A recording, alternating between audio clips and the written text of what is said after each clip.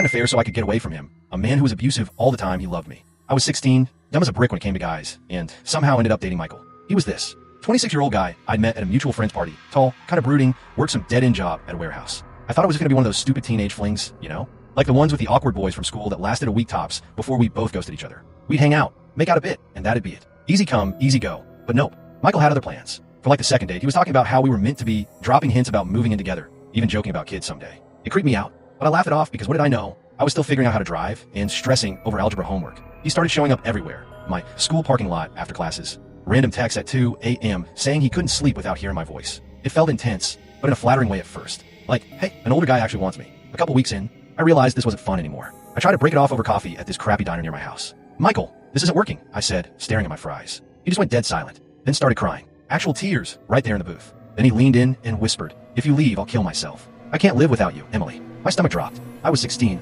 For God's sake, no clue how to handle that. All I could think was, shit, I did this. He's gonna hurt himself because of me. So I stayed. Told myself it'd get better, that he'd chill out. It didn't. Over the next year, it just got heavier. He'd check my phone constantly, freak out if I hung out with friends without him. You're all I have, he'd say, pulling me close like I was his lifeline. I come home from school exhausted, and there he'd be, waiting on my porch with takeout or some dumb gift, expecting me to drop everything. I felt trapped like quicksand. Every move I made just pull me deeper. My grades tanked. I stopped talking to my best friends because he'd get jealous and start a fight every time. Mom noticed I was off, but chalked it up to teen drama. I couldn't tell her the truth. She'd flip and probably call the cops. And then what? More drama. By the time summer hit, I was desperate. That's when I met Jacob at a bonfire party. He was my age, funny in that sarcastic way.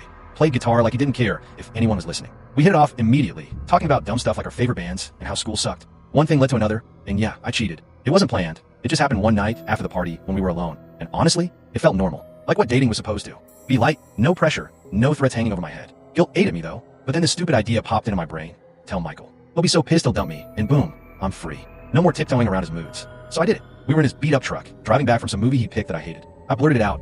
I cheated on you with Jacob. It's over. I braced for the explosion, the yelling, maybe even him kicking me out right there. Instead, he just gripped the wheel tighter, stared straight ahead for a solid minute. Then, calm as anything, he said, I forgive you, Emily. God's testing us, but we'll get through it. I'm not leaving you. That's what he wants. But you gotta prove it now. Work extra hard to show me your mind. No more secrets. My jaw dropped. Forgive me? Just like that? It was like he'd flipped a switch from monster to saint, but it didn't feel like mercy. It felt like chains with a bow on them. From then on, it was nonstop proving my love. Extra dates I didn't want, sex on a schedule, little tests like letting him read every text. If I slipped up, even a little, it'd be the waterworks. Again, after everything, you still don't care? I stuck it out a few more months, mostly out of sheer exhaustion. School started back up. Jacob faded in the background because I couldn't risk more.